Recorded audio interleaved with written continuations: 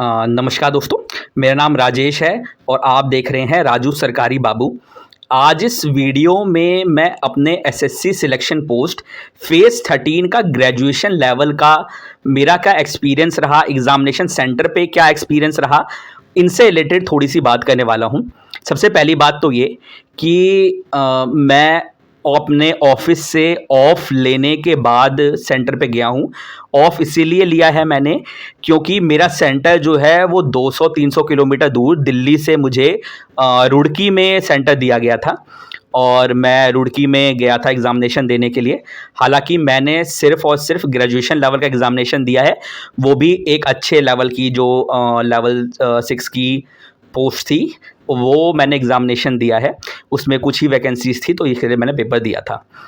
ये तो होगी पहली बात। दूसरी बात, इसमें जो एग्ज़ामिनेशन था, इसके अंदर प्रॉब्लम्स इस तरीके की हुई हैं कि ग्रेजुएशन लेवल का जब एग्ज़ामिनेशन चल रहा था, हालाँकि इससे पहले वाले पेपर में नहीं हुआ ये, मेरा जो सेंटर था वो था, पहले बता दूँ आपको, इंस्टीट्यूट ऑफ टेक्नोलॉजी रुड़की। ये इंडियन इंस्टीट्यूट ऑफ टेक्नोलॉजी नहीं है बल्कि इंस्टीट्यूट ऑफ टेक्नोलॉजी है, एक प्राइवेट इंस्टीट्यूशन है।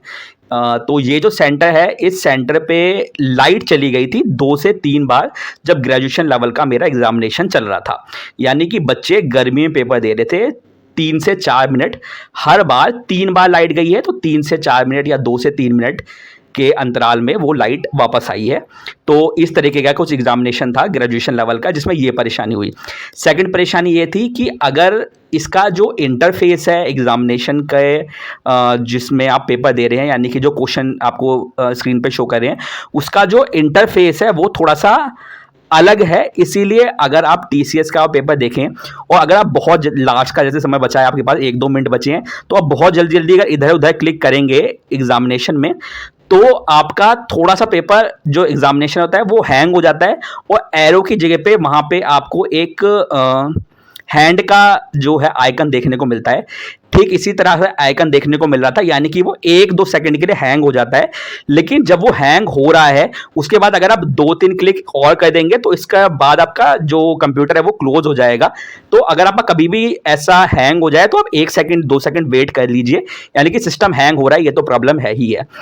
तीसरी प्रॉब्लम भी है और ये एक अच्छी बात भी है उन लोगों के लिए जिन्होंने की तैयारी थोड़ी सी कम है, कि अगर आपका मान लीजिए, मैंने इंग्लिश मीडियम पे क्लिक करके पेपर देता हूं, तो वहां पे मैंने इंग्लिश मीडियम पे मैंने क्लिक कर रखा था। मान लीजिए वाला क्वेश्चन रीजनिंग का है और मुझे अच्छे से समझ में नहीं आ रहा है क्योंकि रीजनिंग में भी स्टेटमेंट बेस्ड क्वेश्चन थे, मान लीजिए मुझे नहीं समझ में आ रहा है, तो इसके बाद यदि मैंने उसमें हिंदी पे, इंग्लिश जब मैंने हिंदी पे मैंने क्लिक कर दिया, तो ऐसे भी बहुत सारे क्वेश्चन थे जो हाईलाइटेड थे।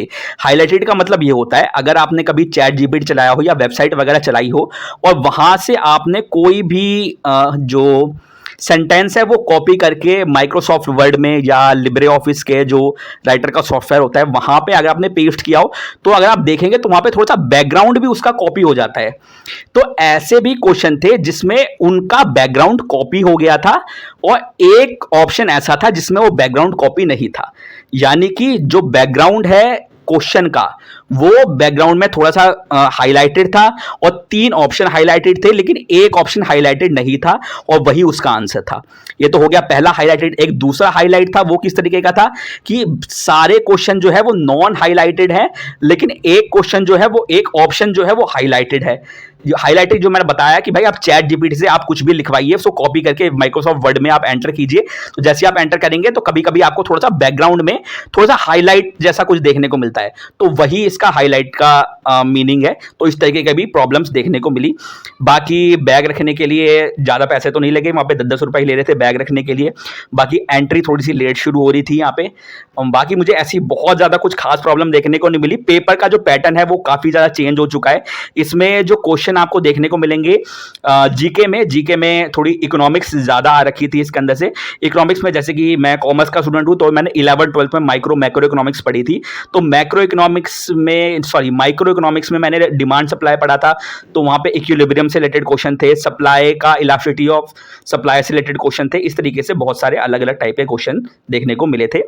पेपर पैटर्न थोड़ा सा अब बिट डिफिकल्ट हो गया है, तो जो सीजीएल की तैयारी कर रहे हैं उनको थोड़ी सी अच्छी अपनी तैयारी करनी पड़ेगी, क्योंकि पेपर का पैटर्न चेंज हो गया है। इसकी तैयारी करने के लिए मेन आपको यही करना है कि जब आंसर की आ जाए तो आप आंसर की को देख के अच्छे से उस पर एक नए पैटर्न के हिसाब से आप अपनी 1-1.5 महीने की तैयारी कीजिए। अब तो 1-1.5 महीना बचा भी नहीं है, मतलब जितने महीने भी जितना भी टाइम बचे आपके पास उस हिसाब से तैयारी कीजिए। और यहाँ तक वीडियो देखिए तो वीडियो को लाइक कर दीजिए, क्योंकि ये सिर्फ और सिर्फ गवर्नमेंट जॉब से रिलेटेड चैनल ही बनाया गया है। यहाँ तक वीडियो देखने का आपका बहुत बहुत धन्यवाद।